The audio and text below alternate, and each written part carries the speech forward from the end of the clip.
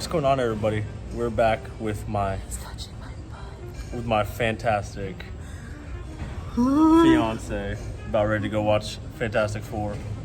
What do you think before we go watch it? I'm here for Joseph Quinn and Pedro Pascal and Julie. Well, Because she's Annabelle. Well, Betch can't wait to hear the rest of her thoughts. Betch can't guess what she's going to say she loves about the movie.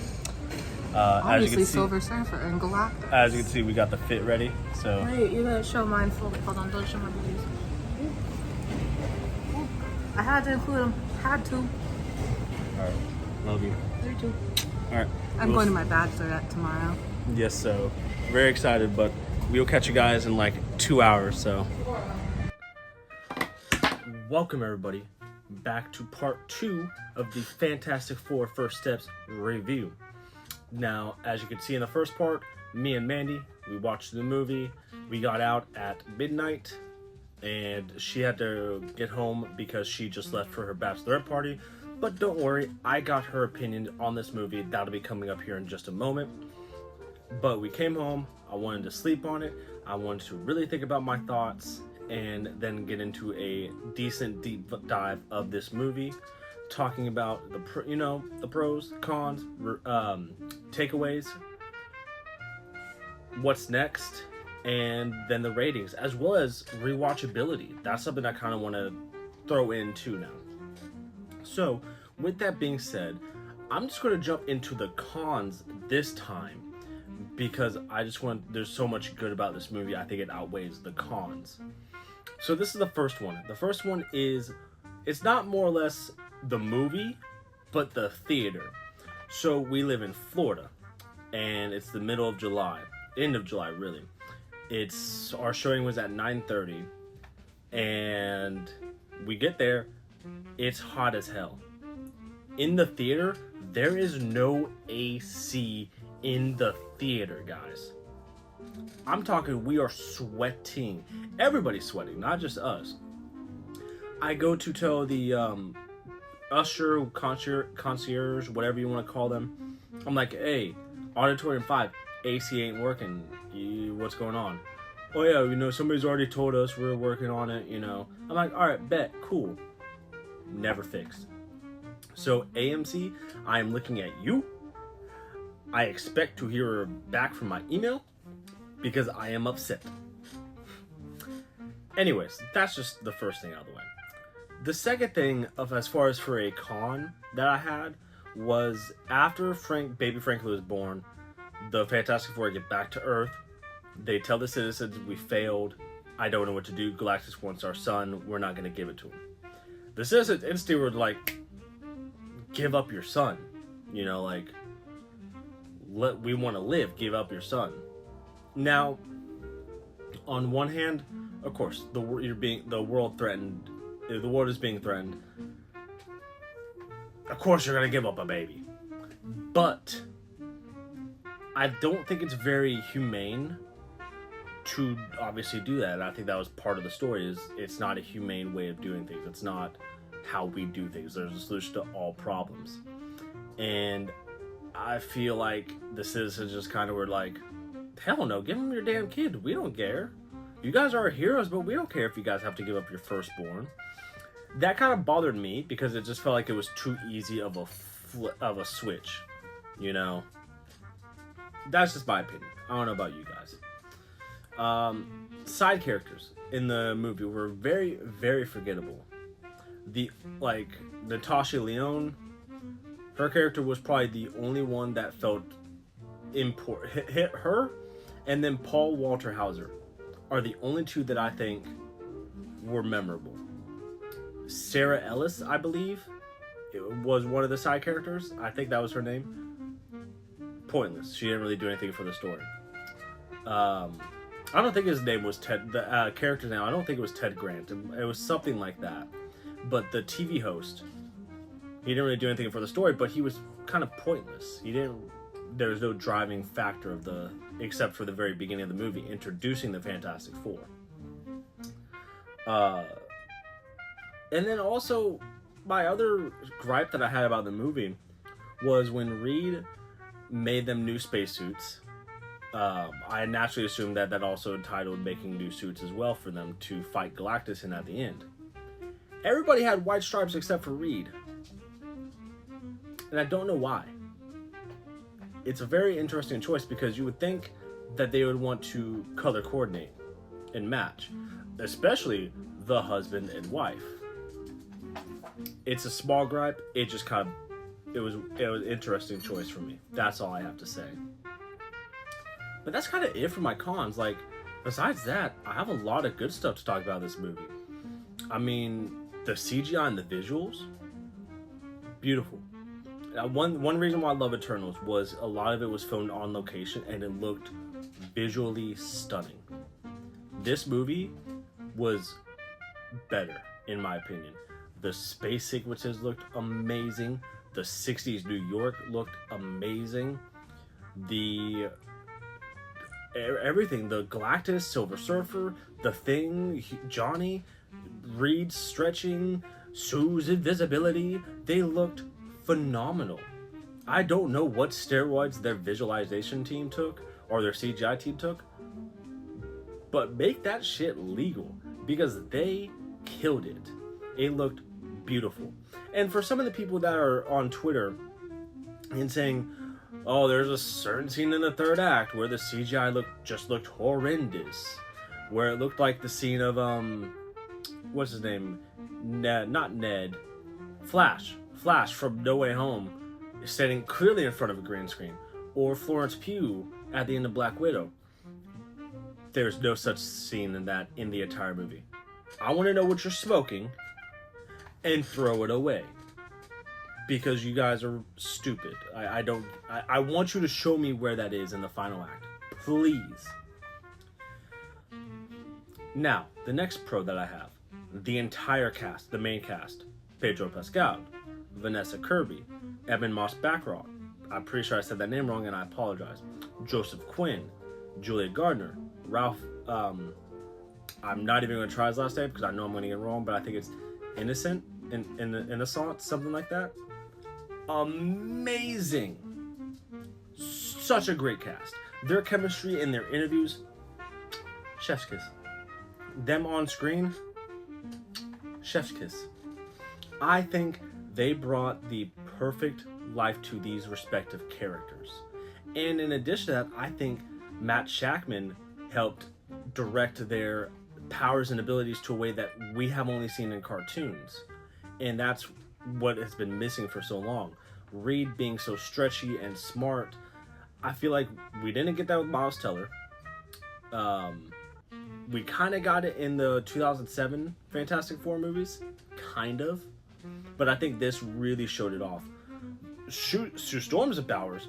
Oh my god. Using her powers to push Galactus.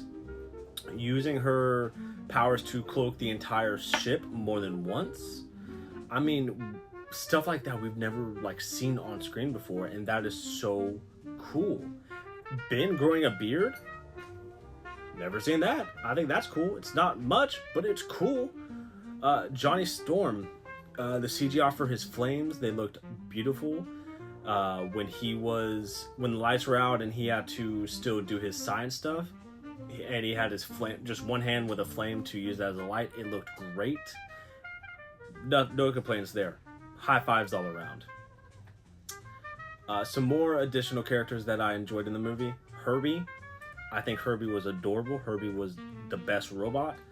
I want to see a Disney project featuring Herbie, Chopper, R2-D2. I need that in my life right now. Hell, even get K2S2 from Andor. I need all those androids in a project. I don't care if it doesn't make sense. I want it. Herbie is amazing. Great babysitter. I need that as my babysitter whenever we eventually have kids. I need that. Especially to help build a crib. God help me. And Franklin. I mean, adorable baby. And the fact that this baby is stronger than any Marvel character that we've seen so far is beyond insane. It's an infant. And it could take down the Scarlet Witch. It could take down the Phoenix. It can take down Galactus. and he's just a bloody infant. Now, the last thing I'm going to talk about before I get into the post-credit scene, which is spoilers. I probably should have said that earlier. I'm going to put spoiler warnings in the beginnings just so everybody's aware. But seeing Johnny use his brains to decipher Shalabal's language, it's crazy because I honestly forget that Johnny is smart. Like Chris Evans, love Chris Evans, love Michael B. Jordan. Did not get that they were geniuses in their respective movies. When Reed said, I brought the smartest scientist with me up into space, I was like, but Johnny's there. Because I forgot he's a genius. Like, he's smart. And, I mean, kudos. Kudos to Joseph and Matt. I mean, they proved it. They showed it. It's amazing. It's beautiful. But now for the post-credit scene. It wasn't much, but Doom is here, guys. Motherfucking Dr. Doom. In the green robe with the mask. The mask looked shiny. I liked it. It didn't look like an Iron Man mask, which that is really nice to know, because according to Matt Shackman, he can confirm that this was Robert Downey Jr. and he is from Earth 828 with the Fantastic Four, which I pretty much I believed. I mean, that makes sense. I figured that was going to be the case. But it's nice to see that it's not a ripoff of an Iron Man mask. And he's not really talking, but he's showing Franklin his face. Sue's about to become an overprotective mother. And then boom, that's the end of the credits. Post-credit. And then Fantastic Four will return in Doomsday. Keep that in mind. Because right now I'm going to talk about what's next. Because I don't really have any other pros to talk about. It's a great film. What's next? Avengers Doomsday. That's what's fucking next. But how does it come into play? We have the Thunderbolts post-credit scene showing the Fantastic Four ship Excelsior coming into Earth 616. Which, side note, love that the ship name is Excelsior because of Stanley. He would have loved this movie. It's a shame that he did not live to see this. R.I.P. Anyways, so they enter Earth 616. Fantastic Four post-credit scene. Doom is seemingly chopping it up with Franklin and don't know what's going to happen there. So, my question is, does Doomsday start relatively soon before Doom introduces himself to Franklin? How close is this Doom to the Richards family and the Storm family? Because in the comics, he was also very heavily involved with them. He's in love with Sue. Is that going to be the same case for this universe? I would have to imagine so. When does their ship go to Earth 616? Is that the Fantastic Four in the ship? Who knows? I think here's going to be my best judgment. I think what's going to happen is Doom appearing at the end of Fantastic Four is going to be somewhere close to the beginning of Doomsday. I think he's going to inevitably take Franklin, knock out Sue or put her against the wall where she can't move, but he's going to take Franklin, use his powers to help reshape the universe and the world, and maybe travel multiverses. But I think he's going to eventually take them both, travel to 616, and then Reed, Johnny, and Ben have to go travel to that universe to go find him. And then I think somewhere along the lines, maybe he's going to 616 because of Wanda, and he's going to use Wanda and Franklin to create Battle World, getting us into Secret Wars. That is going to be right now my best case scenario, my best judgment. I don't know what Doomsday is going to be. There's really rumors about scripts done, scripts not done. Filming is being done, filming is not being done. I don't know really who to believe. Do you believe the president of Marvel? Or do you believe the actors and actresses in the movie? That's a great question. But that's my best judgment for Doomsday. Now, getting away from Doomsday, and let's talk about a Fantastic Four sequel. What's gonna come up? Is Annihilus gonna be in the sequel? Are they gonna go to the negative zone? Are they going to go further with the Future Foundation storyline and kill Johnny Storm eventually? Hopefully not the last part. But Annihilus would be a really interesting villain because my only knowledge of him was from Earth's Mightiest Heroes, and I think he was pretty scary in that. So, or not scary, that's not really the right term for a cartoon. He was menacing. So I would like to see him in live action. I think that would be cool. When will Galactus and Shalabal Silver Surfer return? Will they return? I think Julia Gardner's definitely a lock to return sooner than Galactus will. But speaking of Silver Surfer, what about Norman Rad? Is he going to be the 616? Could he be from 616 universe as a Silver Surfer? Does Galactus get pissed at Shala and replace her? I don't know. I wish I had an inkling to judge on what's going to be next for them. And also, while I'm thinking about it, I love, this can go back to a con if you want, but I love that the Fantastic Four dropped a commercial for Little Caesar showing Giganto. And people were like, oh, this CGI looks so bad. Oh my god, I can't believe they're going to put this in the movie. If you really thought they were going to show Giganto and scenes from the movie in a Little Caesars commercial, take what you're smoking, get rid of it. Your dealer gave you something bad. Because y'all are dumb if you think they were going to do that. That's stupid. Anyways, my takeaways. Pedro Pascal was born to play a father. I mean, after Last of Us and Mandalorian, I was thinking around, I'm like, who could Pedro play in Marvel? It would have to be a dad. Never thought of Reed. I never thought of him as Reed. I was trying to think of other father figure characters, but he always crushed it. Vanessa, born to be a mother. Literally.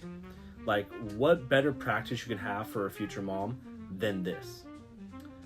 Ebon Moss and Joseph Quinn were the comedic reliefs. I could have done a little bit more of Ebon, but I was satisfied with what we got of Johnny, or Joseph, sorry. And also, I will say this, as a future married man in 19 weeks as of today that I'm recording this, seeing Reed and Sue tackle this, becoming parents, and all this other stuff, obviously I'm not going to be a dad right now. That is on the cards for future, but it definitely hit a lot more real because at least being parents is a realistic possibility for me and Mandy. So that is also a really nice takeaway for me. Now for the rating. I sat on it, thought about it. Based off of what I just said, how much I enjoyed this, the fact that this is about as comic book as you can get for a comic book movie, gets a 5 out of 5. I thought Superman was an amazing movie. It's one of the best movies I've seen this year. It also got a 5 out of 5. It's also about as comic book as you can get. But the main difference for me, which I'll touch on this in a later video because I plan on talking about all the July movies that came out, at least the big 3, is Superman is a phenomenal movie. But it's a movie that when I'm a dad, I would have taken my son to, if I had a son, to watch so he could see what the embodiment of inspiration in media is and to understand Superman. Fantastic Four is a movie that I would take my wife or significant other to see for family. And I think that's the big takeaway. And I think because right now family is more realistic in this cards than being a dad right now, that kind of gives Fantastic Four a little bit of an edge for me. And also, by the way, guys, this has easy rewatchability. I would easily go rewatch this again. I don't know when or where, but it definitely will. So, I do hope you guys enjoyed this video. If you did, please make sure to support the channel by showing a like, comment, share with your friends, and subscribe for more content. If you guys want to watch my Superman video, that is on the channel. You can watch Jurassic World, that is also on the channel. Now that the July movies are done, you're probably going to be wondering, well, Steven, what's next on the agenda? We still have Ironheart to talk about eventually. We have Eyes of Wakanda coming out. We have just video game content. I'm going to talk about Jurassic, Superman, and Fantastic Four, who won July, who's going to end up being maybe a $1 billion movie, etc., etc. So you guys can expect that coming to the channel very soon. But until then, I hope you guys enjoy this video, and I will catch you all in the next one. Take care, and have a wonderful day.